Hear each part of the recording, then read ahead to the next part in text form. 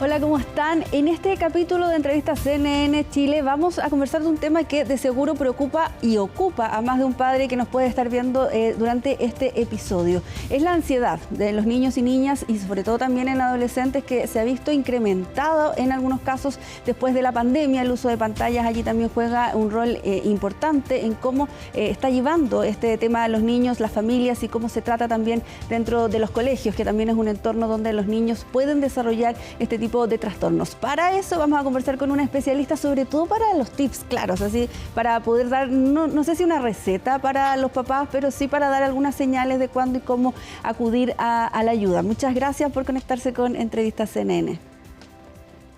Hola, buenas, ¿cómo están?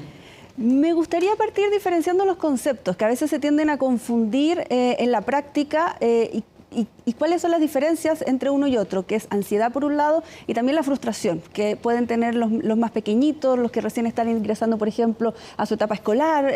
¿Cuáles son las diferencias entre estos dos conceptos?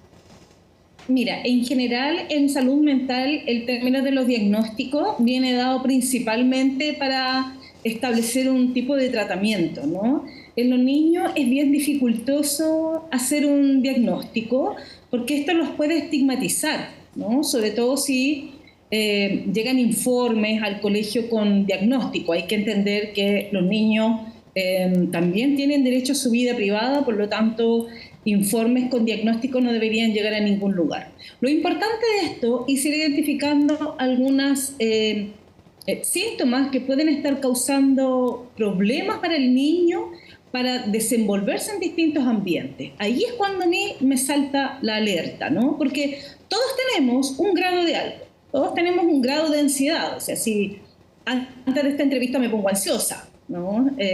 Antes de ir a una entrevista laboral me pongo ansiosa, antes de ir a un lugar donde no conozco a nadie también me pongo ansioso, ¿no? Entonces, si se corta la luz de repente y siento ruido, me voy a poner ansioso. Entonces, en la base, el trastorno ansioso es parte del sistema de protección de la persona, colocarlo en estado alerta. Por lo tanto, hay ciertos niveles que uno diría, bueno, es parte de lo que está viviendo, ¿no? Sin embargo, hay algunas sintomatologías que se escapan un poquito y que los papás o los profesores o los mismos compañeros, en el caso de los adolescentes, logran identificar, ¿no? Es como, esta no es como un miedo tan normal, esto es como que se pasó un poquito la frustración y como que se pasó un poquito la rabia, ¿no? Y como bien tú decías en la introducción, esto se acentuó aún mucho más después de la pandemia. Todo aquello que nos desestabiliza, que nos cambia, que nos mueve y que nos hace repensar cómo yo me venía armando, produce sentimiento o sintomatología ansiosa, porque el cerebro está acostumbrado a funcionar de una manera y esta descolocada, esta como cambio de reglas, cambio de con algo que no conozco, que no sé cómo andar, que no sé por dónde pisar, va a producir cierta inestabilidad. Y el encierro, obviamente, que influyó mucho más y perjudicó más aún, ¿no? A todos, adultos, niños y adolescentes. Carmen, Dime. hablaba usted de la sintomatología. ¿Qué síntomas hay que estar alertos? ¿Cuándo, por ejemplo, un llanto es más que un llanto? ¿Cuánto podría estar allí? También, no como para etiquetar, como usted mencionaba, porque sabemos que el estigma también en los problemas de salud mental a veces es una carga doble que tienen las personas con estos diagnósticos, pero ¿a qué señales hay que estar atentos cuando uno puede decir que hay que ya buscar ayuda, que no se puede manejar dentro de la casa o el espacio del colegio? Cuando, por ejemplo, tengo conductas evitativas que ya son más pronunciadas. A todos nos gustaría quedarnos un día en la casa. Todos algún día dijimos que nos dolía la guatita para no ir al colegio, ¿no? Porque tenía una prueba, porque no tenía ganas, porque tenía sueño, porque no sé, ¿no? Pero cuando esto es recurrente, cuando este dolor de estómago viene el domingo en la noche y se acaba el viernes, ahí hay un síntoma, una alerta, ¿no? Este dolor de estómago. Cuando me niego que, por ejemplo, me dejen solo en algún lugar, cuando no quiero estar en un lugar al que iba antes sin problema, cuando lloro más de la cuenta, cuando me frustro a tal nivel que no era el nivel de frustración que era antes. Entonces, como te decía, todos aquellos síntomas que todos tenemos en algún momento, pero que en algún momento de la vida del niño y del adolescente comienza a dificultarle su desarrollo normal en distintas áreas: escolar, familiar, social, con sus pares, todo aquello que ya no quiere dormir solo, que se me mete recurrentemente a la cama, por ejemplo, cuando hay un cambio en la rutina, un quiebre, y que esto hace que no me pueda desenvolver de manera normal en otros ambientes. O sea, cuando ya no quiere ir al colegio, ¿no? Cuando se niega a que la mamá salga a trabajar, por ejemplo. Y allí, si es que ocurre, por ejemplo, una crisis, ¿cuál podría ser nuestra primera reacción? Porque todos tenemos más o menos claro cómo podrían ser los primeros auxilios de una sintomatología física, de algo que está ocurriendo allí. Alguien se cayó, etcétera. Pero cuando ocurren esto, no todos tienen o tenemos las herramientas necesarias. ¿Cuál podría ser esa primera intervención, sobre todo de ese adulto que está allí, que quizás nunca lo había experimentado o es algo nuevo para ellos? ¿Cuál podría ser esa intervención? Mira, uno puede darse cuenta por uno mismo o a veces por otras personas, ¿no? A veces los adultos estamos como tan metidos en nuestras cosas que no nos damos cuenta, y hay un otro que nos dice: oye, está como más irritable, la profesora dice, sabes que no quiere ir. Bueno, lo primero es la contención, porque es algo le está pasando, ¿no? Tienes que recordar que un niño en distintas edades, y los más pequeñitos, no tienen el vocabulario para poder decir lo que les pasa, decir lo que sienten, ¿no? Y el adolescente tiende a irse para adentro, entonces también cuesta más. Entonces lo primero es la contención, no tomarlo como que es un problema de él, ¿no? Como que algo tiene, ¿no? Está como muy esta frase de la generación de cristal, ¿no? Entonces ellos se sienten ofendidos un poco con esto. Entonces, primero es contenerlo, y luego decirle que tiene nuestro apoyo, de que vamos a buscar las formas en poder solucionarlo, buscar las estrategias en ciertos lugares. Por ejemplo, si es en el colegio, hablar con la profesora y decirle: mira, ¿sabes qué? Podría venir esta semana menos horitas, como ir de a poco avanzando y reforzando todo avance que vaya teniendo. Si no quiere ir al colegio y después va y a las 9 me llaman de vuelta, no enojarme, sino que al contrario: oye, qué bueno que estuviste una horita, ¿viste que pudiste? Y fue tan terrible, pasó algo, muy poniéndolo en eso para ir avanzando. Es como entregarle estrategias como o herramientas para que pueda relajarse, porque primero es contenerlo, ¿no? La piel, el abrazarlo, y después como invitarlo que respire, que piense en otras cosas, algo que haga que su cerebro huya de la situación que le está generando la ansiedad, ¿no? Como contención y después un nivel de relajación y de técnicas de huida. No sé, acuérdese: oye, ¿te acordás el otro día que lo pasamos bien en la plaza? Oye, ¿qué es de tu amigo no sé cuantito? Ha ido a la escuela a sacarlo de la crisis, ¿no?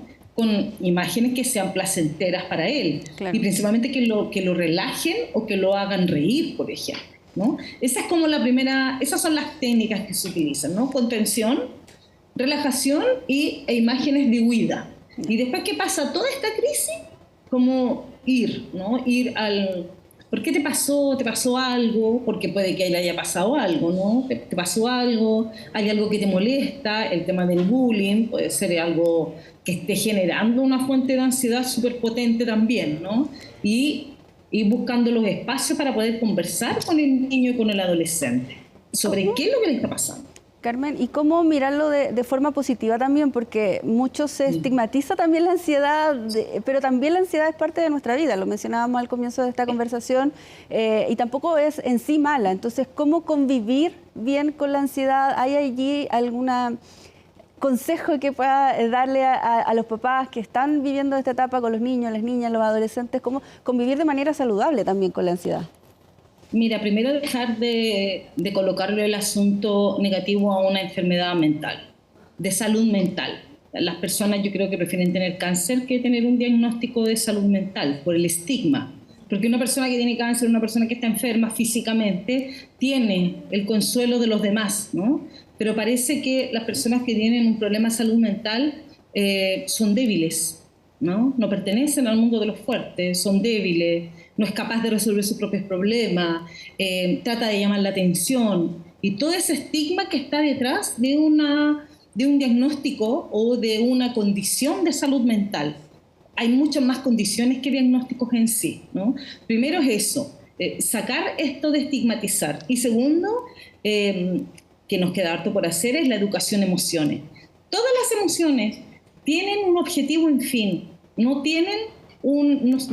están las emociones positivas y negativas, ¿no? Tanto la rabia como el amor tienen una función, por lo tanto ambos tienen el mismo nivel de elementos positivos, nos movilizan, no nos dejan estancados, ¿no? Si yo tengo miedo y me voy a la cama de mi mamá y no me dejan y me mandan de vuelta, ¿no? Esa emoción queda dando vuelta, no se movilizó. Entonces, lo primero es acoger y entender que esa emoción existe. O sea, entiendo que tengas miedo, entiendo que no quieras ir al colegio, entiendo que tengas rabia, ¿no? Pero movilizarla, no dejarla dando vuelta. Entonces, contener y dejarle espacio para movilizar estas emociones, porque es la única forma en que este nivel de ansiedad vaya bajando, ¿no? Que vaya comprendiendo que lo que me produjo esta ansiedad es 1, no es 3, ¿no? Entonces, cuando yo lo hago hablar, cuando lo contengo, cuando le digo que está bien, logra entender que esto que le provocó a lo mejor es 1 y no 3, como él lo había puesto, ¿no? Entonces, eso es como lo primordial para la pregunta que tú me hiciste. Qué importante tener estas conversaciones en familia, también en el espacio, sobre todo con el estigma. Sabemos a veces que allí se carga una doble carga, el diagnóstico más el estigma, y a veces el estigma, incluso lo dicen los estudios, es más pesada que el mismo diagnóstico por todo lo que aquello conlleva. Muchas gracias, Carmen Gloria, por darte este espacio a conversar con CNN Chile. Que les vaya muy bien, ¿no? Y lo espero ansioso para la próxima. Muchas gracias. Nosotros cerramos así entonces este capítulo de Entrevista CNN con todos estos consejos que ojalá sean de utilidad y que sirvan también para levantar una conversación en su casa con los padres, con los tutores, con los profesores, con sus hijos, ya sean más pequeñitos, con los adolescentes, para poder manejar la ansiedad, que como decíamos no es mala en sí, pero sí hay que aprender a tener algunas herramientas para que nos permita desarrollar de buena manera nuestro día a día. Muchas gracias por acompañarnos.